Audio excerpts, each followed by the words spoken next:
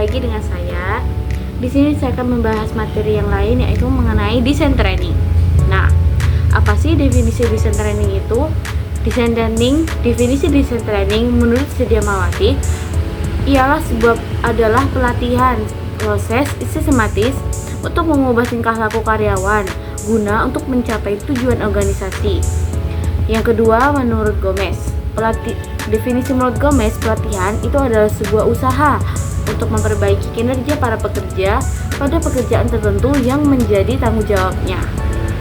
Nah, menurut Noe dan kawan-kawan itu, pelatihan adalah merupakan sebuah usaha terencana untuk memfasilitasi pembelajaran, pengetahuan, keterampilan, dan hal-hal yang dibutuhkan dalam sebuah perusahaan. Nah, jadi di sini desain training itu ialah sebuah proses latihan yang dirancang untuk meningkatkan pengetahuan, keterampilan, dan perilaku karyawan dalam melaksanakan tugas mereka agar bisa lebih efektif dan efisien.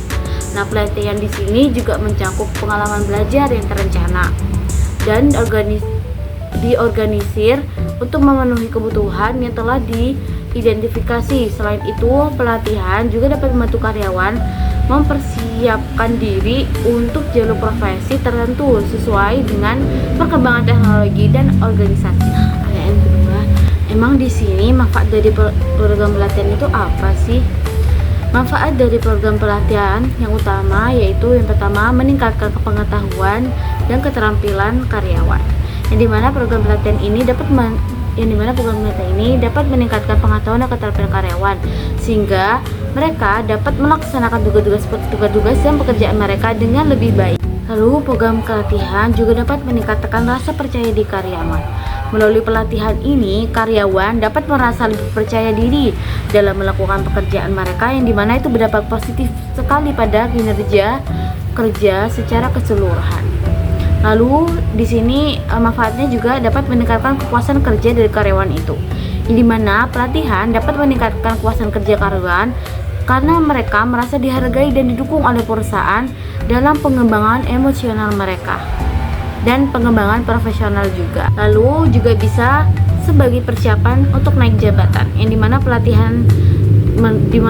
melalui pelatihan karyawan-karyawan dapat meningkatkan kompetisi dan kualifikasi mereka sehingga mereka siap untuk naik jabatan dan mengambil tanggung jawab yang lebih besar di sebuah perusahaan itu. Nah, beberapa manfaat program pelatihan itu untuk perusahaan yaitu yang pertama, dapat meningkatkan produktivitas.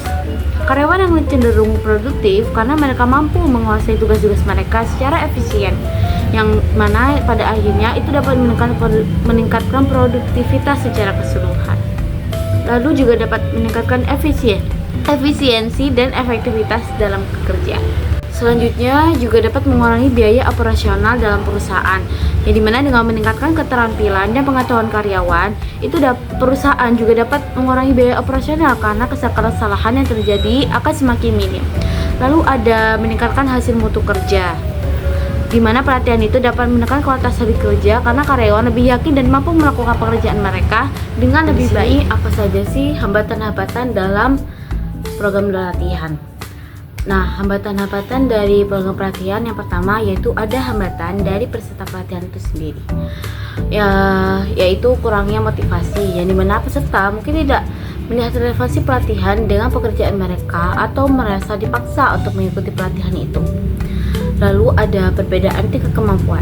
Tingkat pemahaman dan pengalaman peserta yang beragam dapat menyulitkan dalam penyampaian materinya. Lalu kurangnya partisipasi aktif. Peserta mungkin enggan bertanya atau memberikan pendapat selama pelatihan.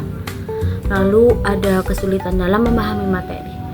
Nah, materi yang terlalu teknis atau yang disampaikan dengan bahasa yang sulit dipahami itu dapat juga membuat peserta bingung. Hambatan dari pelaksana pelatihan yaitu yang pertama, kurang persiapan. Materi pelatihan tidak disiapkan dengan baik, itu kurang efektif dan dapat menghambat proses pembelajaran. Lalu ada keterbatasan waktu. Jadwal pelatihan yang terlalu padat atau waktu yang tidak cukup itu dapat tidak cukup untuk membahas materi dapat membuat peserta merasa sangat terburu-buru. Lalu ada kurangnya fasilitas, yang dimana fasilitas itu sangat penting ya. Namun jika fasilitas tidak memadai atau kurang nyaman, itu sangat-sangat akan mengganggu konsentrasi para peserta. Lalu kurangnya keahlian di instruktur. Instruktur yang tidak memiliki keahlian dalam menyampaikan materi atau memotivasi peserta, itu dapat juga membuat pelatihan menjadi kurang efektif dan terasa membosankan. Terus selanjutnya ada hambatan dari faktor eksternal, yaitu yang pertama adanya perubahan teknologi, yang dimana perubahan teknologi yang berkembang itu karena saking cepatnya dapat membuat materi pelatihan itu menjadi cepat usang. Selanjutnya adanya kondisi lingkungan kerja, yang dimana kondisi kerja yang tidak kondusif seperti beban kerja yang tinggi atau tekanan yang besar itu dapat juga mengganggu konsentrasi peserta dalam mengikuti pelatihan. Nah, indikator efektivitas pelatihan itu ada apa saja sih? Nah, yang pertama yaitu indikator reaksi peserta.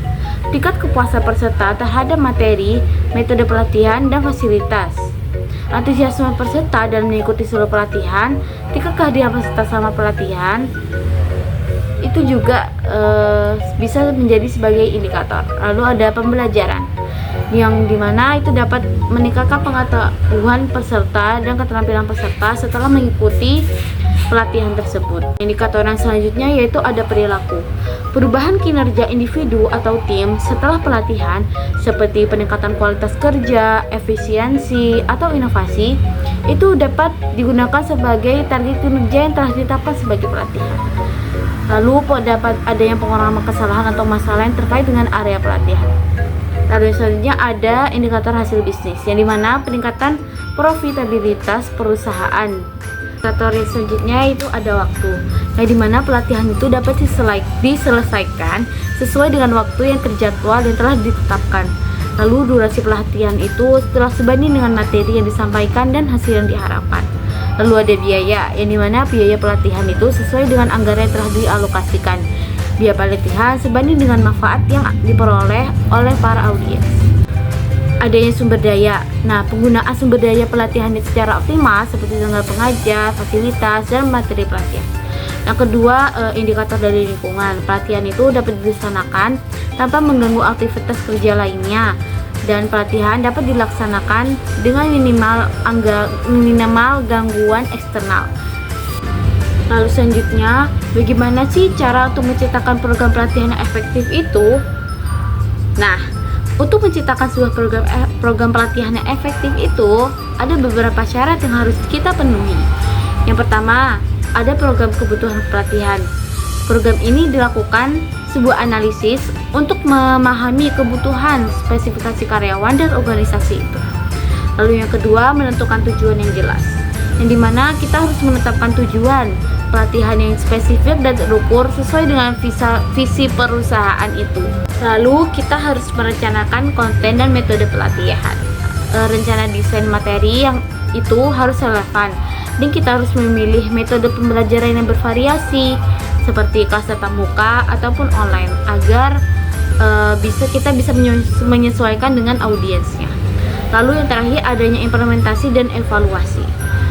Itu harus dilaksanakan agar program berjalan dengan baik, dan kita harus melakukan evaluasi itu agar bisa untuk mengukur efektivitasnya sebuah pelatihan, agar kita bisa melakukan sebuah perbaikan yang berkelanjutan dalam pelatihan selanjutnya. Nah, di sini yang saya ketahui tentang model ADI itu, model ADI adalah singkatan dari Analysis, Design, Development, Implement, and Evaluate. Adalah sebuah model pengembangan pembelajaran yang dimana itu digunakan untuk desain profesional. Di sini ada beberapa detail tentang tiap tahapnya. Yang pertama, tahap analisis. Yang tahap analisis ini bertujuan untuk mengidentifikasi masalah, kebutuhan pelatihan, mengidentifikasi target audiens, dan tujuan pembelajaran tingkat tinggi. Kedua yaitu desain, jadi mana tujuan utama dari desain itu sendiri yaitu merancang sebuah struktur pembelajaran yang efektif agar bisa menarik minat para audiens dan audiens tidak cepat merasa bosan dalam pelatihan tersebut. Yang ketiga ada pengembangan. Nah, di sini tujuan pengembangan itu sendiri yaitu membuat materi pembelajaran yang relevan dan interaktif, yang dimana itu dapat dilakukan dengan membuat sebuah visual, video, atau materi multimedia yang diperlukan. Lalu juga dengan melakukan latihan peran dan elemen interaktif lainnya.